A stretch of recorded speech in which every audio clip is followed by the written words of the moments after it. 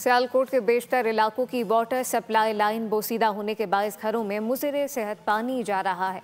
शहरी फिल्टर से पानी लाके घरों में इस्तेमाल करने पर मजबूर हैं, जबकि महकमा हेल्थ ने भी मौजी बीमारियां फैलने का खदशा जाहिर किया है। रिपोर्ट करें सियालकोट से मियां मोहम्मद नदीम।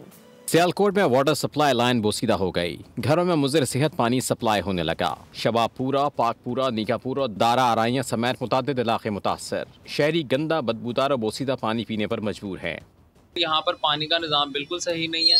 यहाँ पर पानी जो है बिल्कुल बदबूदार और गंदा पानी आता है। आप यहाँ पर बैठकर वज़ू भी नहीं कर सकते किसी मस्जिद वगैरह में।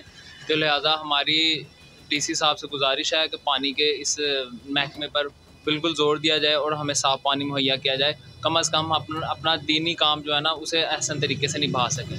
बोल न्यूज़ से निशानदेही पर महकमा हेल्थ ने शहर के मुख्तलिफ इलाकों का दौरा किया। पानी के नमूने हासिल किए और आगाही के लिए पम्फलेट भी तकसीम किए। जी, पानी का निज़ाम जो है ना बहुत ही जो है ना गंदा है।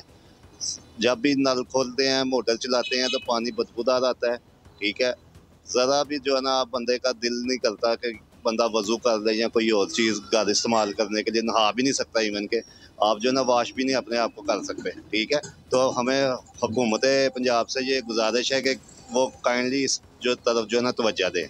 इलाका मकीनों ने मुतासर इलाके में वाटर सप्लाई लाइन्स तब्दील करने का मुतालबा किया है। कैमरामैन मुबीन के साथ मियां मोहम्मद नदीम, बोल न्यूज़ सियालकोट।